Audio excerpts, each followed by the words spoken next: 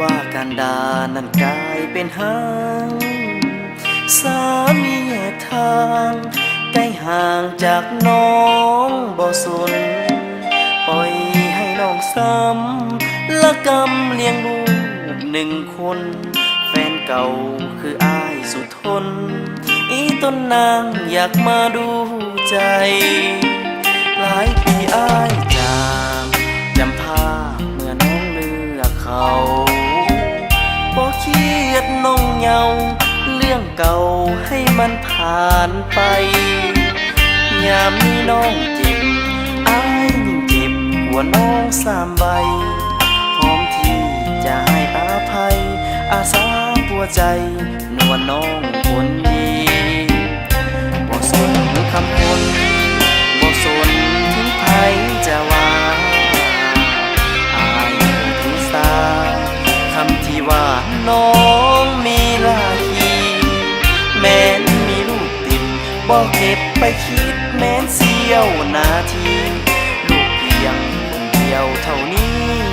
อายมีปัญญาเลี้ยงไว้เสียอายกันดาหันมาปลูกต้นฮักต้นเก่าที่น้อยเงาที่เคยเศร้าให้ฟื้นคืนสดใสอย่าหวั่นไปเลยหูอยู่อ้ายเคยหักน้องเท่าใดลูกหนึ่งไอ้ตรึงใจบ่เคยคายหักน้องคนดี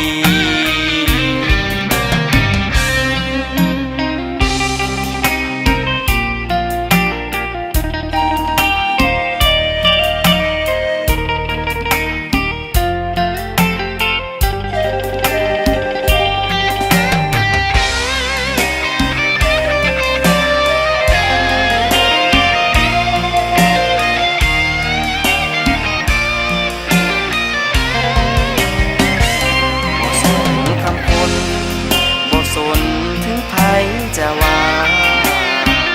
อายถึงสาคำที่ว่าน้องมีลาคีแม้นมีลูกติดบ่เก็บไปคิดแม้นเสี้ยวนาทีลูกเพียงคนเดียวเท่านี้อายมีปัญญาเลี้ยงไว้เสียอายกันดาหันมาปลูกต้นฮักต้นเก่าที่น้อยเงาที่เคยเศร้าให้ฟื้นคืนสดใสอย่าหวั่นไปเลยหูอยู่อ้ายเคยหักน้องเท่าใดลูกหนึ่งไอ้ตรึงใจบ่เคยคายหักน้อง